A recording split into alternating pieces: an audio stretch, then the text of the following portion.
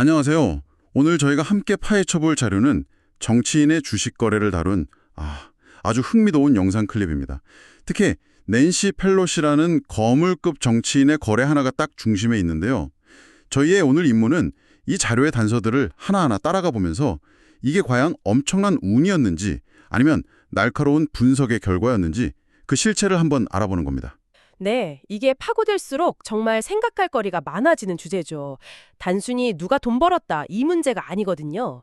공직이라는 역할과 개인의 재산 증식이라는 사적인 욕망이 딱 부딪히는 지점을 보여주니까요. 영상이 제시하는 팩트들을 한번 조립해서 더 큰 그림을 맞춰보도록 하죠. 좋습니다. 그럼 첫 번째 단서부터 한번 시작해 볼까요? 영상의 핵심이 낸시 펠로시가 브로드콤이라는 회사 주식을 콜옵션으로 거래했다는 점이잖아요. 이 콜옵션이라는 단어가 좀 생소하게 들리실 수도 있는데 그냥 주식 사는 거랑은 어떻게 다른 건가요?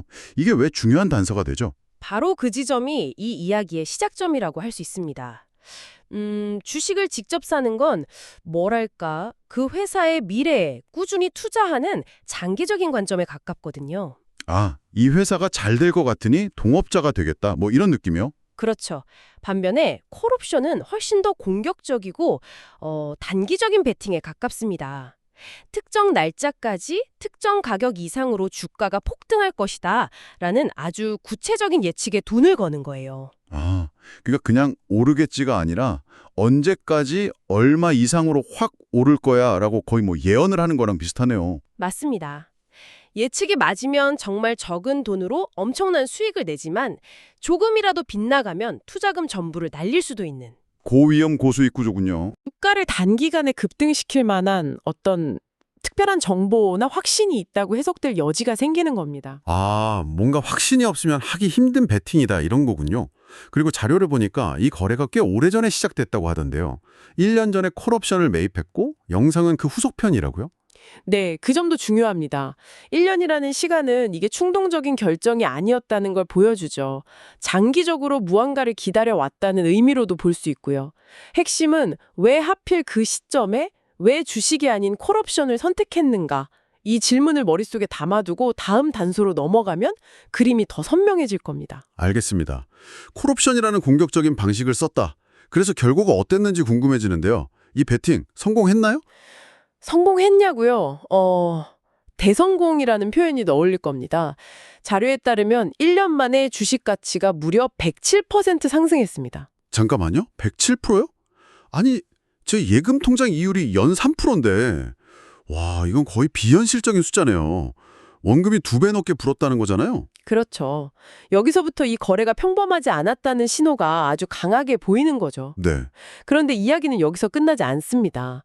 더 극적인 부분은 이 영상이 만들어지던 바로 그날 하루에만 주가가 9%나 폭등했다는 사실입니다. 하루 만에 9%요? 네, 1년 동안 2배 오른 것도 대단한데 하루 만에 9%가 더 올랐다는 건 무언가 결정적인 사건이 터졌다는 뜻이죠. 도대체 그날 무슨 일이 있었던 겁니까? 영상이 바로 그 이유를 명확하게 지목합니다. 브로드컴이 그 챗GPT를 개발한 오픈 AI를 새로운 고객사로 맞이했다는 뉴스가 발표된 겁니다. AI 시대의 핵심인 반도체 회사가 지금 가장 핫한 AI 기업과 손을 잡았다. 이건 뭐 엄청난 호재죠. 이제 퍼즐 조각이 딱 맞춰지는 느낌인데요. 1년 전부터 콜옵션이라는 공격적인 베팅을 해왔고 그 베팅의 수익이 정점에 달하는 순간이 바로 이 오픈 AI 뉴스 발표랑 정확하게 일치했다.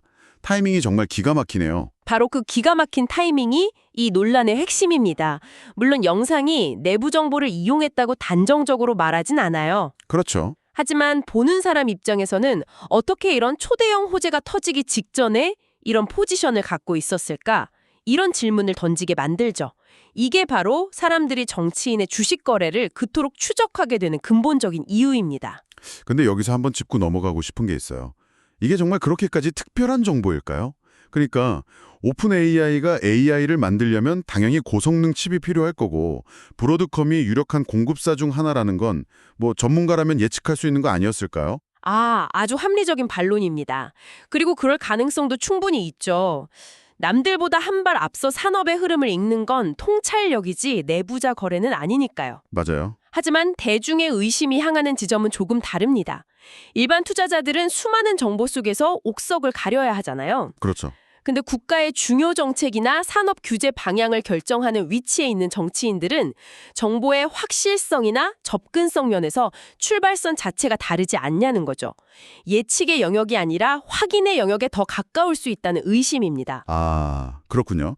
결국 개별 거래 하나하나가 합법이냐 불법이냐를 떠나서 구조적으로 이거 공정한 게임이 아닌 것 같다라고 느끼는 사람들이 많다는 거네요. 정확합니다. 그리고 그런 인식이 얼마나 광범위하게 퍼져 있는지를 보여주는 현상이 바로 영상의 다음 부분에 등장하죠. 그 펠로시 추적기의 말씀이시죠? 네, 맞습니다. 네, 저도 이 부분이 정말 흥미로웠어요. 이런 의심이 그냥 술자리 안주거리로 끝나는 게 아니라 아예 하나의 산업, 하나의 생태계를 만들어냈다는 거잖아요. 심지어 당신의 증권 계좌를 통해 정치인들이 거래하는 주식을 자동으로 매수해주는 기능까지 있다고요? 이 앱의 존재 자체가 정말 많은 것을 시사합니다. 이건 단순히 새로운 투자 정보 서비스가 아니에요. 사실상 시장은 불공정하고 권력자들은 우리보다 더 많은 걸 알고 있다는 대중의 믿음에 대한 일종의 투표와도 같습니다. 투표요? 네. 그 깊은 불신의 기반으로 만들어진 금융상품인 셈이죠. 듣고 보니 그렇네요. 그 앱의 핵심적인 세일즈 포인트가 우리의 알고리즘이 뛰어나다. 이게 아니라 저명한 정치인의 정보력을 믿어보세요. 이거니까요. 바로 그겁니다. 이건 시장 분석에 대한 신뢰가 아니라 권력의 정보력에 대한 신뢰를 파는 거군요. 정확합니다. 내가 직접 시장 분석하고 어려운 공부를 하느니 차라리 정보의 최상층에 있을 것 같은 사람의 결정을 그대로 따라하겠다. 이게 바로 이 앱들의 핵심적인 작동 원리죠. 어찌 보면 시장에 대한 냉소주의와 권력에 대한 맹신이 기묘하게 결합된 현상이라고도 할 수 있습니다. 정말이지 약간은 씁쓸하면서도 한편으로는 지독하게 현실적인 전략이라는 생각도 드네요. 게임의 규칙이 기울어져 있다면 차라리 가장 높은 곳에 있는 사람 등에 올라타겠다. 뭐 이런 거니까요. 높은 사람들의 욕망으로만 보기에는 어려운 거죠. 그 이면에는 시스템의 공정성에 대한 깊은 질문이 깔려 있으니까요. 그럼 이쯤에서 이 영상을 보고 있을 청취자분들 입장에서 한번 생각해보죠. 영상은 이 모든 상황을 굉장히 매력적인 기회로 포장하고 있잖아요. 놓쳤다고 생각하더라도 걱정 마세요. 이러면서 이 앱을 쓰면 당신도 107% 수익률의 주인공이 될 수 있을 것처럼 속삭이는 것 같아요. 솔깃하죠? 솔깃할 수밖에 없죠. 이미 정답이 공개된 시험지를 보여주면서 너도 이렇게 풀 수 있었어 라고 말하는 거랑 같으니까요. 하지만 바로 여기서 우리가 가장 경계해야 할 함정이 있습니다. 함정이요? 이 영상은 브로드컴이라는 가장 완벽하게 성공한 하이라이트 필름만을 보여주고 있다는 사실입니다. 아, 일종의 선택적 보여주기라는 말씀이시군요. 그렇습니다. 가장 극적인 성공 사례만 딱 끄집어내서 마치 이 전략의 모든 결과가 다 이럴 것이라는 착각을 불러일으킬 수 있다는 거죠. 맞습니다. 우리는 이 영상을 통해서는 절대 알 수 없는 것들이 있죠. 예를 들어 이들이 투자했다가 손실을 본 종목들은 뭘까? 전체 포트폴리오의 평균 수익률은 과연 시장 평균보다 월등히 높을까? 107%라는 대박 뒤에는 수많은 쪽박이나 본전치기 거래들이 숨겨져 있는 건 아닐까? 이런 질문들에 대해서 영상은 철저히 침묵하거든요. 하긴 어떤 투자자도 100% 승률을 가질 수는 없겠죠. 정치인이라고 예외는 아닐 거고요. 그렇죠. 앱이 거래를 편리하게 자동화해 줄 수는 있지만 주식시장의 본질적인 위험까지 없애주지는 못하는 겁니다. 결국 이 화려한 성공 사례 이면에 가려진 리스크를 제대로 봐야 한다는 말씀이시네요. 네, 그래서 청취자께서는 이 자료가 보여주는 화려한 정보만큼이나 의도적으로 보여주지 않는 정보는 무엇인지 비판적으로 생각해 보시는 게 중요합니다.